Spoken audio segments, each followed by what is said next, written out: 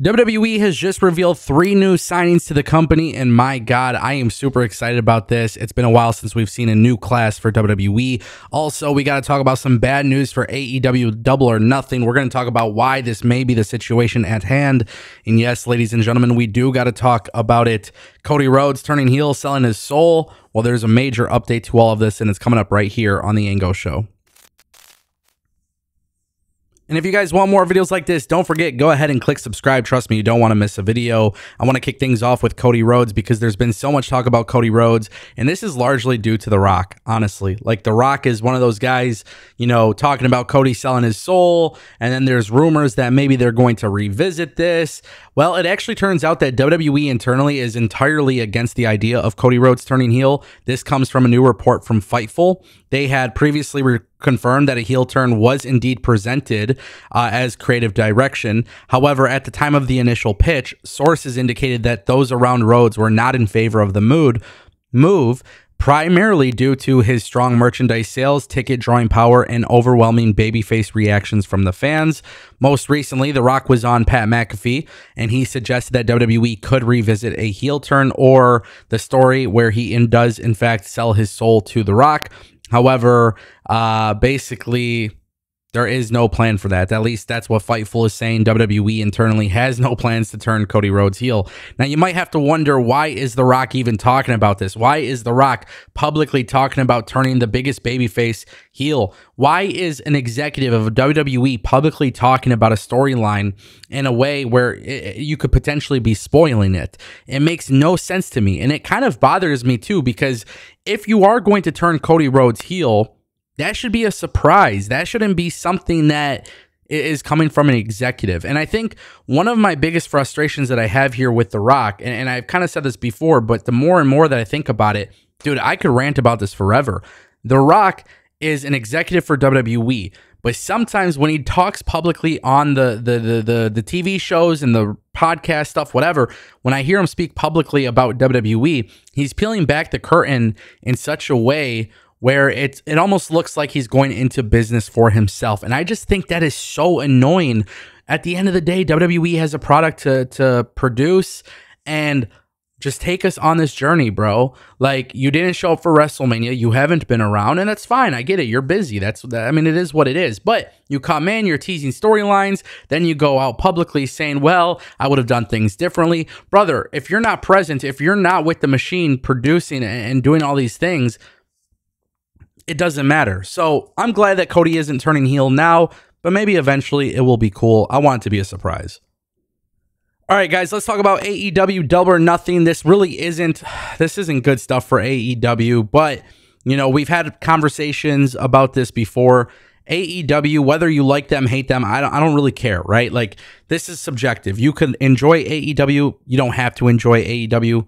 That's not my concern. What you guys like, dislike, it's up to you. You have that ability to judge a product for itself. With that being said, though, nobody seems to be talking about the fact that AEW Double or Nothing is significantly less tickets sold this year than it was the year prior.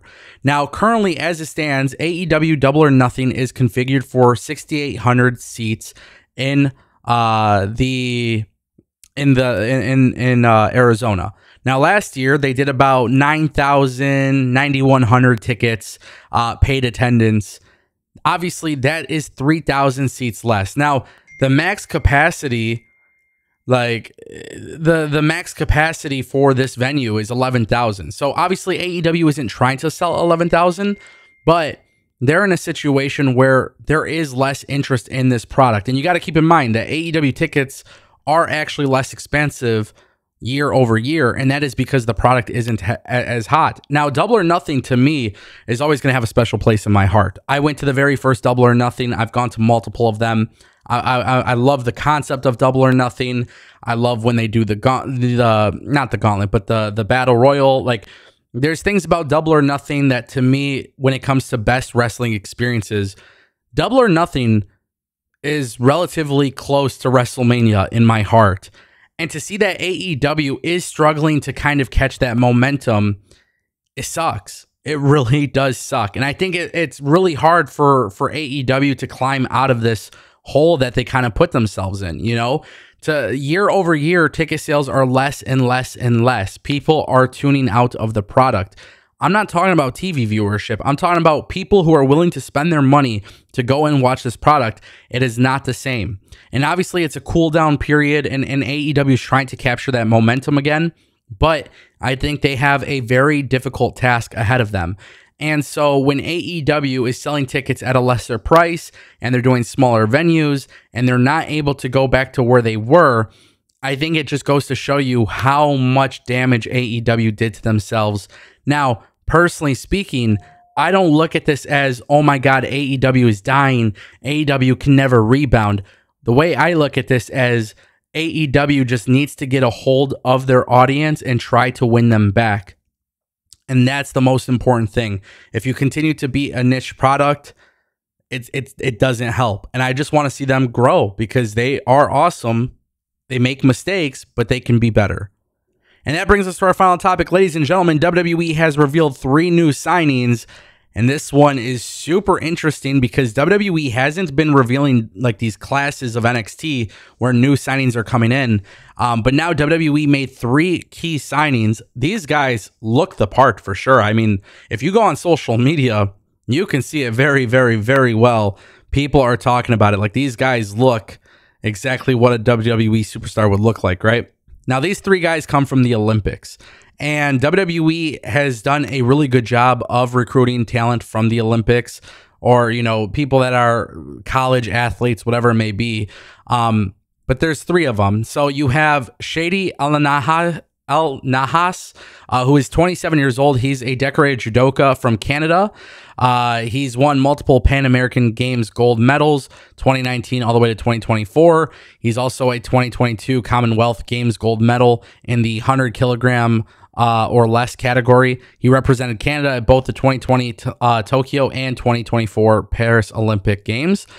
Also, they have Francois Prinsloo, who is 23 from South Africa. By the way, I do apologize if I'm butchering the names. He is an Olympian who represented his country in discus throwing at the 2024 Paris Olympics, showcasing obviously some serious strength. And then they have a guy from that also does judoka. He's from Austria, and his name is Aaron Farah, who's 27 years old, also competed at the 2024 Olympics in both the 100 kilograms or less category and the mixed team judo event. So WWE obviously has a new strategy. They're looking at global recruiting. They're looking at people from the Olympics of all areas. This is obviously a bold strategy by the WWE, but these guys have the look that WWE is looking for. And I think, you know, we've seen previous people come in from the Olympics and they've all turned out to be extremely good in WWE. So this is interesting. I can't wait to see what they do. You guys let me know what you think in the comment section down below, and I'll see you next time.